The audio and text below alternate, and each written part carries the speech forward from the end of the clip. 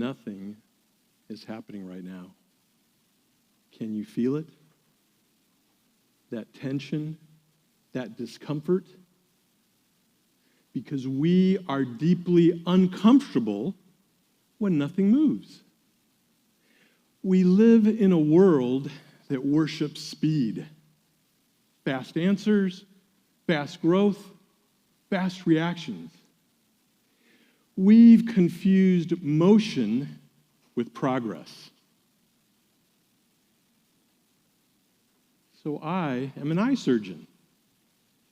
I operate inside a space smaller than a marble, where a fraction of a millimeter determines whether someone sees clearly for the rest of their life.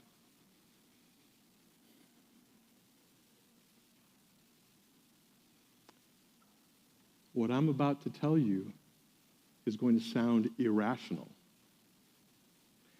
The most dangerous skill in my profession isn't lack of intelligence. It isn't lack of training. It's speed. Speed feels powerful, decisive, efficient, ambitious. You know, patients ask me, "Doctor, how long will the surgery take?" What they're really saying is, "How fast are you?" When I operate, I slow down exactly where it matters most. Not because I'm uncertain, but because I'm responsible. Every serious mistake I've witnessed follows the same pattern. Someone felt rushed. Someone skipped a pause. Someone mistook urgency for importance. Speed hijacks the mind. It narrows vision. It compresses thinking. And it silences judgment. In surgery, there's a moment before the incision where nothing appears to be happening. It looks like hesitation. It isn't. It's discipline. It's assessment, recalibration, experience speaking up. That pause protects vision. In life, we eliminate that pause. We respond instantly.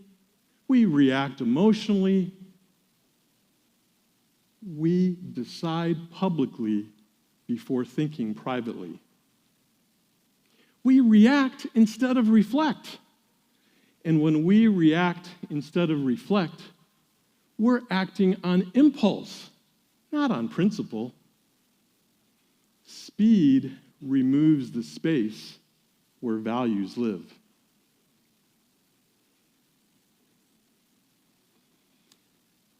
My parents and I fled communist Cuba with 2 suitcases and uncertainty. No wealth, no English, no safety net. When you arrive in a new country with nothing, you don't move fast, you move carefully. You think before you decide. You save before you spend, because one impulsive mistake can cost your survival.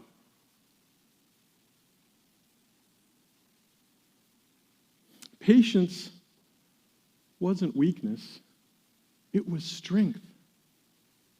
The restraint that built my education, that carried me through my medical training, and that helped build my practice is the same restraint that I abandoned years later when success made me comfortable. You see, comfort invites speed. Speed invites ego. And ego invites error. And error, when you have more to lose, costs much more. And yet, years later, I forgot.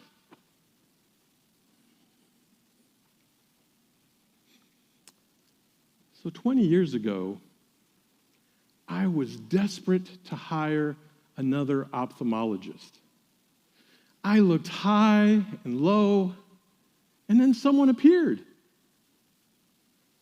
A Cuban refugee. A graduate of the University of Michigan. Wow, just like me. It felt poetic. Yeah, there were warning signs. Short job history, difficult relationships, and a personality that felt a bit sharp. But then I told myself something dangerous. This must be a sign from God. Speed doesn't always look reckless. Sometimes it looks poetic. So I hired him. What a mistake. Within a few short months, office morale had dropped. And within less than a year, I had to terminate him. The warning signs had been there, but I rushed past them. I mistook familiarity for alignment, coincidence for compatibility, and speed for progress. Now, whenever I feel pressured to make a decision, I ask myself three things. First, am I acting out of urgency or on principle? Second, if I waited 48 hours, would I be making the same decision? And third, would I advise my own child to decide this quickly? You see, now I never make permanent decisions based upon temporary emotion.